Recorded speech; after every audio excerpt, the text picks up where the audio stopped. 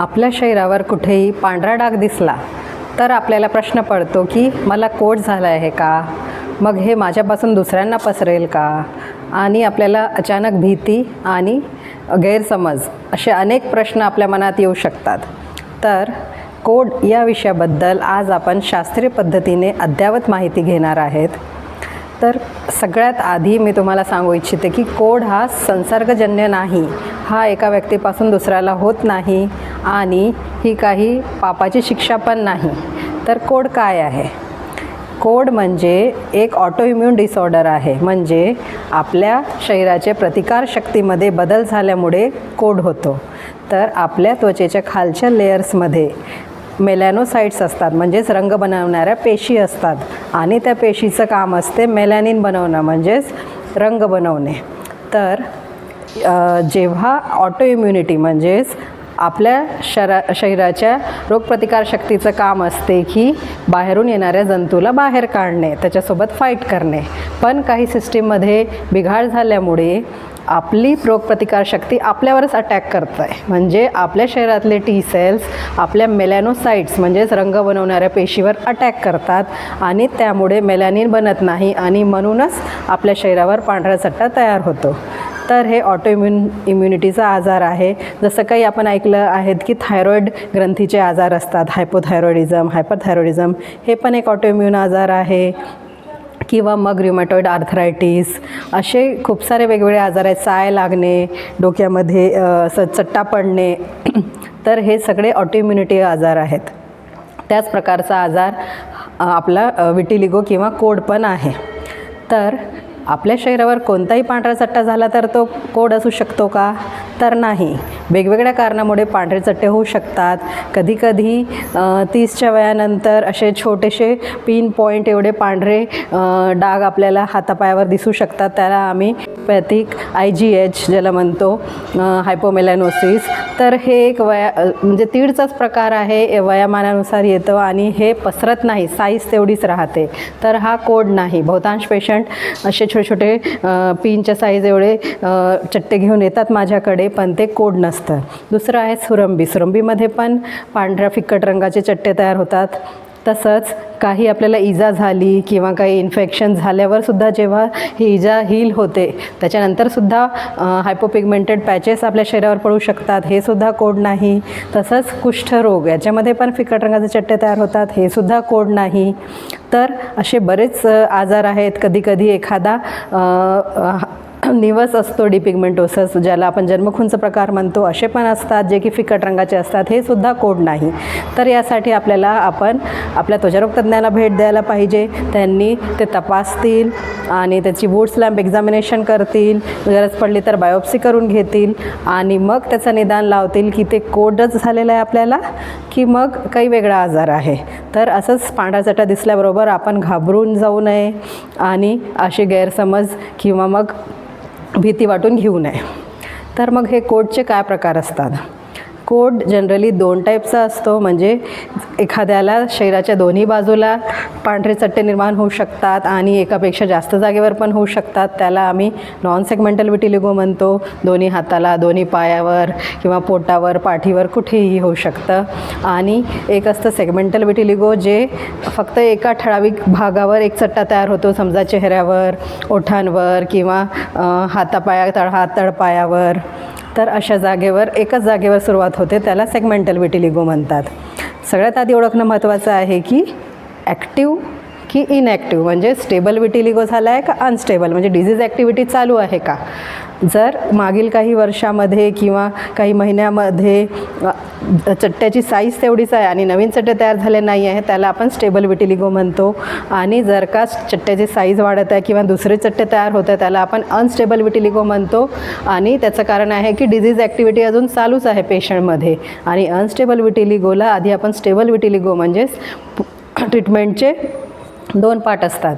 जे ऑलरेडी चट्टा झालेला त्याच्यामध्ये तर रंग भरायचंच आहे, पण दुसरे चट्टे निर्माण होऊ नये, तर आपल्या त्या डिझीजची ॲक्टिव्हिटी स्टॉप करायची आहे. हे ट्रीटमेंटचा मेन हेतू असतो. तर हे याचे काही लक्षणे पण असतात. समजा एक मोठा चट्टा आहे आणि त्याच्या बाजूला छोटे छोटे पांढरे चट्टे दिसायला लागले आहेत, त्याला आपण कॉन्फिटी डिपिगमेंटेशन म्हणतो. असं दिसलं तर आपण समजायचं की हे अनस्टेबल विटिलिगो आहे.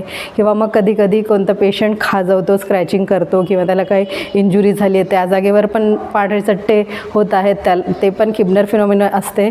त्याचा अर्थ पण असा आहे की ते अनस्टेबल विटिलिगो आहे. कधी कधी कोणाला ताप येतं, वारंवार जर येते आणि जेव्हा जर हील होते त्याच्यानंतरसुद्धा त्या ओठांच्या खाली, ओठाच्या आजूबाजूला पांढरे स्पॉट तयार होतात, ते पण अनस्टेबल विटिलिगो असते. तर असे अनस्टेबल विटिलिगो आणि स्टेबल विटिलिगो जे आहे ते ट्रीटमेंटला लवकर प्रतिसाद देतं. दुसरे कधी कधी चेहऱ्यावर जर विटिलिगो झाला आहे तर डोळ्याच्या पापण्यावर आणि आयब्रोजवर सुद्धा, म्हणजे तिथले केससुद्धा पांढरे होतात. तर याला आपण ल्युकोट्रायकिया किंवा पोलिओसिस म्हणतो.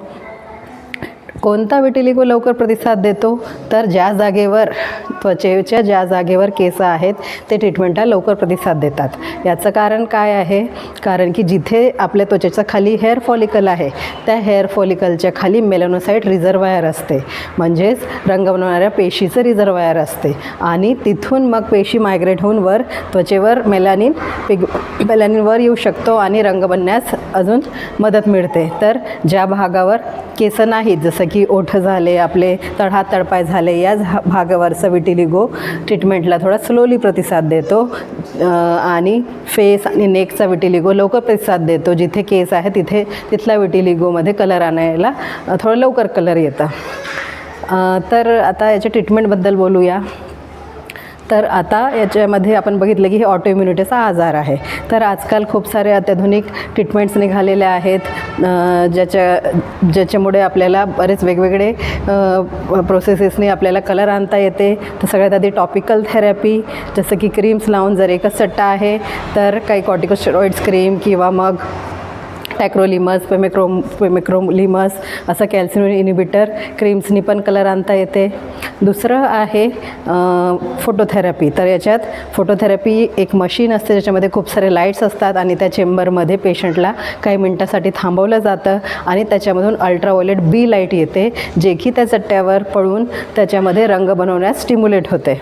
तर जर जास्त प्रमाणात विटिलिगो शरीरावर, तर ही फोटोथेरपी मशीनमध्ये पेशंटला थांबवलं जातं. आणि जर एकाच जागी आहे, कमी एरियावर आहे, तर एक्झायमर लेझर मशीननी त्याला फोटोथेरपी दिली जाते. म्हणजेच हँडहेल्ड लेझर असतं, त्या जागेवर ठेवून ते लाईट त्याच्यावर पडून त्याच्यात मग रंग बनवण्याची प्रक्रिया स्टिम्युलेट होते.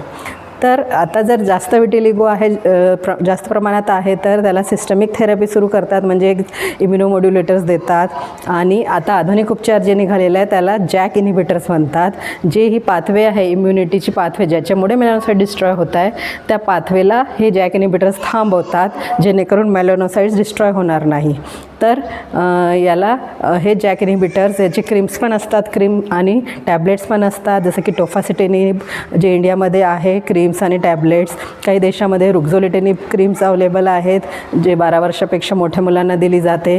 तर याचे जास्त साईड इफेक्ट्स पण होत नाही आणि हे एक प्रभावशाली ट्रीटमेंट उपचार आता उपलब्ध झाला आहे. आणि जेव्हा एकदा स्टेबल विटिलिगो झाला आहे, आपल्याला वाढत नाही आहे आणि ओठांवर समजा रंग येत नाही आहे, तर पुढची स्टेप म्हणजे सर्जरी. म्हणजे आपण स्किन ग्राफ्टिंग करून सुद्धा रंग आणायला आपल्याला मदत मिळते. समजा आपल्या थाईजवर स्किन, नॉर्मल स्किन आपण ते घेऊन आपल्या ओठांवर लावू शकतो. आपण स्किन ग्राफ्टिंग करू शकतो किंवा मग थिन लेअर काढून पण ग्राफ्टिंग करू शकतो किंवा मग मेलॅनोसाइट सोल्युशन बनवून, सेल सस्पेन्शन बनवून ते सुद्धा आपण ट्रान्सफर करू शकतो. तर असे अत्याधुनिक वेगवेगळे उपचाराचे वेगवेगळे आपल्याला ऑप्शन्स आहेत. आपले डर्मॅटॉलॉजिस्ट आपल्याला चेक करून योग्य ते उपचार सांगतील. तर आता सगळ्यात महत्त्वाची बाब म्हणजे विटिलिगोच्या पेशंट्सला आपण समजून घ्यायला पाहिजे. समाजात विटिलिगोच्या पेशंटकडे बघायचा जे आहे दृष्टिकोन वेगळा आहे. कोणाला वाटते की हे संसर्गजन्य आहे, तर हे संसर्गजन्य नाही, एकापासून दुसऱ्याला होत नाही, म्हणून विटिलिगोच्या पेशंटपासून आपण दूर राहण्याचे काही कारण नाही. उलट आपला आधार त्या पेशंटचा आत्मविश्वास वाढण्यास मदत होईल त्या पेशंटला. म्हणून कधीकधी पेशंटची याच्यामुळे फॅमिली लाईफ किंवा सोशल लाईफ, क्वालिटी लाईफ ही घसरते. तर जर स्कूलमध्ये आहे तर मुलांना बुलिंगचा सामना करावा लागू शकतो, वेगवेगळे प्रश्न लोकांना निर्माण होतात. तर विटिलिगोच्या पेशंटला स्वतः कॉन्फिडन्स बिल्ड करण्यास आपण मदत करायला पाहिजे. पेशंटनी स्वतः विचार करायला पाहिजे की हे त्याच्या चुकीमुळे झालेलं नाही आहे आणि फक्त स्किनचा कलर त्याचं काही गुणवत्ता ठरवू नाही शकत, त्याची किंमत ठरवू नाही शकत. म्हणून आपण विटिलिगो झाला आहे म्हणून काही आपला कॉन्फिडन्स घसरवायचं नाही आहे. तसंच लोकांनीसुद्धा त्याच्याकडे ॲक्सेप्टन्स आणि रिस्पेक्टने बघायला पाहिजे. आणि जर ही जागरूकता निर्माण झाली समाजामध्ये तरच त्या पेशंटला रिकवर व्हायला मदत होईल.